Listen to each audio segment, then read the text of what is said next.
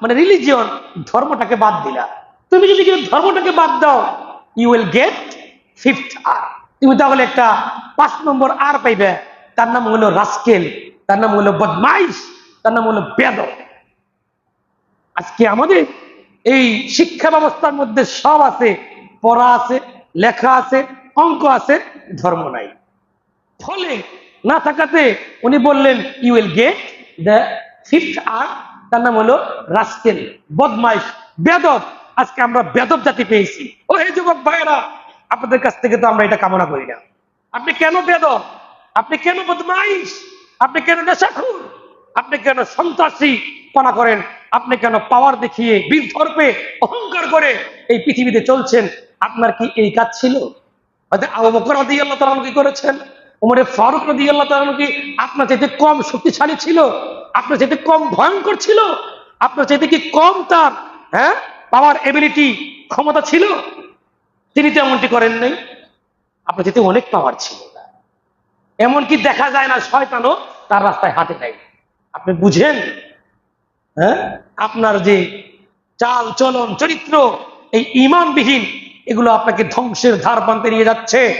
এই বদমাইশ জাতি, ঈমান না থাকার কারণে, এই বেয়াদব জাতি, এই ঈমান না থাকার কারণে আজকে যুবকরা যেমন বদমাইশ তেমন বেয়াদব হয়ে যাচ্ছে। এর কারণে ঈমান শিক্ষার কোনো গুরুত্বই দিচ্ছে না। প্রিয় ভাইয়েরা আমার, আপনারা মনে করতে পারেন সব তো কোরআন হাদিস থেকেই বললেন, এখন যেটা বলছি এটা তো ওই ব্যক্তি আলেমও না, ওই ব্যক্তি হাফেজও না, ওই কোনো বড় মুহাদ্দিসও না। তিনি একজন মুসলিম অবশ্যই থাকতে পারে। এই কারণে তিনি বলছেন, স্ট্যানলি তার নাম, হল, স্ট্যানলি হল তার নাম। তিনি কথা বলছেন ধর্মবাদ দিবেন তো আপনি রাস্কেল পাবেন। আজকে ধর্ম না থাকার কারণে আজকে আমরা এরকম বেয়াদব জাতির মুখোমুখি হয়েছি। প্রিয় ভাইয়েরা আমার, আরেকজন বলছেন মাসালুল ঈমান কামাসালি বালদা, কামাসালি বালদাতিন। ঈমানটা হলো এমন একটা জিনিস, এটা হলো একটা সিটির মতো, শহরের মতো। ঈমানটা একটা কি? এটা শহরের মতো। যে ঈমানটা আমাদের যুবক ভাইদের মধ্যে নাই, যে ঈমানবিহীন আজকে আমরা যুব সমাজ পেয়েছি, যাদের নৈতিক অবক্ষয় ঘটেছে, এই ঈমান নামক শহর তার মধ্যে নাই। এই ঈমান নামক শহরের খামসু হুসুনিন লাহা খামসু হুসুনিন, তার 5টি দুর্গ রয়েছে। যেমন ঢাকা শহরে এই যে আপনার আমরা ঢুকি কোন দিক দিয়ে? ওদিক দিয়ে ঢুকতে হয়, উত্তর দিক দিয়ে ঢুকতে হয় আপনার গাবতলী দিয়ে, আর এদিক দিয়ে ঢুকার রাস্তা চিটাগাং রুট দিয়ে। এরকম কিন্তু রাস্তা আছে ঢাকা শহর। ঢাকা শহর একটা শহর, এখানে ঢুকতে কয়েকটা রাস্তা আছে। ঠিক ঈমানের ভিতরে ঢুকতে গেলে ঈমানের শহর আপনার মধ্যে আপনি যদি রাখতে চান, 5টা প্রবেশ পথ রয়েছে, গেট রয়েছে। হুসুনিন, হিসনুনের জামা হুসুন, 5টা গেট রয়েছে। এর মধ্যে 1 নম্বর গেটের নাম সেটা হলো আল ইয়াকিন, 2 নম্বর গেটের নাম আল ইখলাস, 3 নম্বর গেটের নাম আদাউ ফরাইজ, ফরজ আদায় করা। মহান আল্লাহ রাব্বুল আলামিনের পক্ষ থেকে আমার উপর মুসলমান হিসেবে, এজ এ মুসলিম হিসেবে আমার কি দায়িত্ব, কর্তব্য, যেগুলো অত্যাবশ্যকীয় আবশ্যিক, সেটা কি পালন করা। 3 নম্বর। 4 নম্বর কি?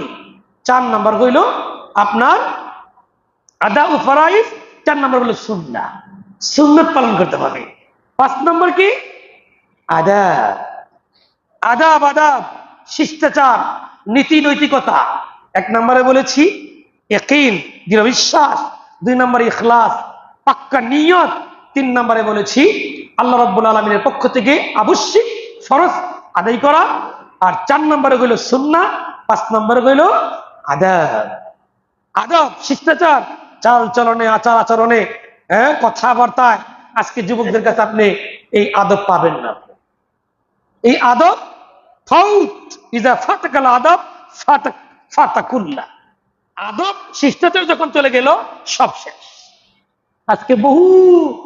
আজকে গার্ডিয়ানরা, মুরব্বীরা আফসোস করে বলে আজকে ছেলে মেয়েরা বেয়াদব হয়ে গেছে। ছেলে মেয়েটা যে বেয়াদব হয়ে গেছে, তাকে আমি আদব কায়দা শিক্ষার জন্য কোনো ব্যবস্থাপনা করেছি? আজকের বহু মুরব্বীরাও বেয়াদব, তারা নিজেরাও বেয়াদবি করে। তাদের আচার আচরণ দেখে যুবকরা শিখতেছে। তার মধ্যে নীতি নৈতিকতা কিন্তু কিছু নাই। কখন কি বলতে হবে, কাকে কি বলতে হবে বুঝে না। ঠাস করে দাঁড়িয়ে একটা কথা বলে দিল, ঠাস করে এক জায়গায় একটা কথা বলে দিল। এটা তো আরো 10 জন যুবক দেখলো যে এমনি বুঝি বলতে হয়। সমাজের মধ্যে। প্রিয় ভাইয়ের আমার, কিছু কারণ মুরব্বীরাও রয়েছে।